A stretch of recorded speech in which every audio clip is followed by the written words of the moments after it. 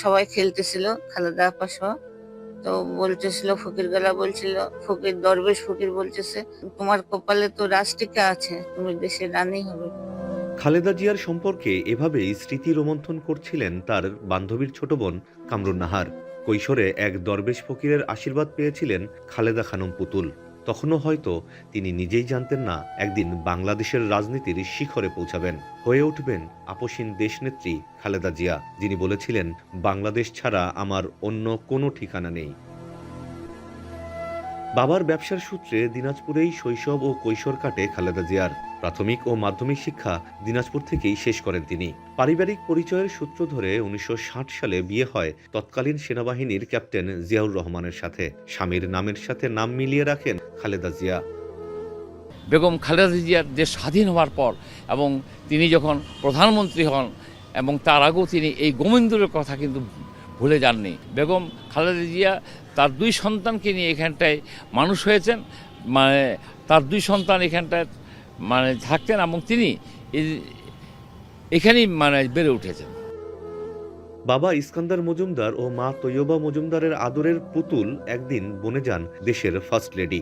জিয়াউর রহমান নিহত হওয়ার পর ১৯৮২ সালে রাজনীতিতে পদার্পণ খালেদা জিয়ার। ১৯৮৪ সালে দলটির চেয়ারম্যান হয়ে হাল ধরেন বিএনপির। তিনবারের প্রধানমন্ত্রী বেগম খালেদা জিয়া বরাবরই সর্বোচ্চের গুরুত্বের সাথে দেখেছেন দিনাজপুরকে।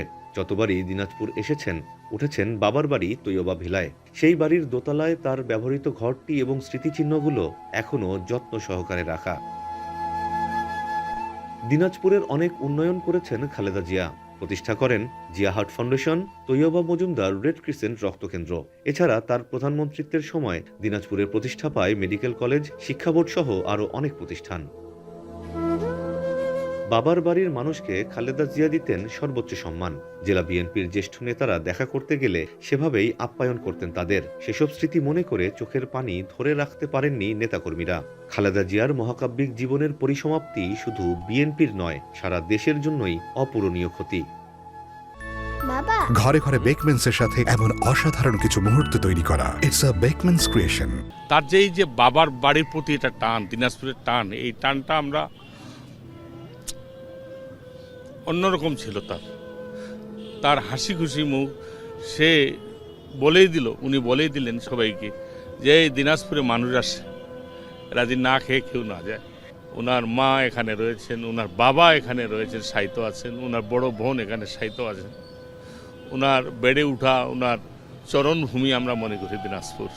উনি শহীদ জিয়ার স্ত্রী হিসাবে চট করে ক্ষমতায় আসেননি। উনি তার বংশের মর্যাদার বাইরেও তাকে আন্দোলন করতে হয়েছে, অনেক নির্যাতন তাকে সহ্য করতে হয়েছে, এবং এই ক্ষেত্রে উনি একজন নেত্রী হিসাবে শানিত হয়েছেন এবং থার্ড ওয়ার্ল্ডের উনি একজন অবিসংবাদিত নেতৃত্বে উনি পরিণত হয়েছেন। এর আগে বোন খুরশিদ জাহান হক চকলেট দিনাজপুর ৩ আসনের সংসদ সদস্য হলেও এবারই প্রথম এই আসন থেকে নির্বাচনের ঘোষণা দেন খালেদা জিয়া। তবে প্রাণপ্রিয় নেত্রীকে নিজেদের এমপি হিসেবে আর পাওয়া হলো না দিনাজপুরবাসীর। দিনাজপুরের তৈয়বা ভিলার এই ঘরটি এখন শুধুই স্মৃতি। একটি সাধারণ পরিবারের পুতুল থেকে বেগম জিয়া হয়ে ওঠার যে গল্প, সেটার শুরু এই বাড়ি থেকেই। তার পদচারণায় মুখর হয়ে থাকতো এই বাড়িটির এই ঘরটি। বিশেষ করে তিনি যখনই দিনাজপুরে আসতেন এই ঘরে বিশ্রাম নিতেন। এখন আর তার পায়ের চিহ্ন পড়বে না এই ঘরে। আমিরুল বাপ্পি, এখন দিনাজপুর।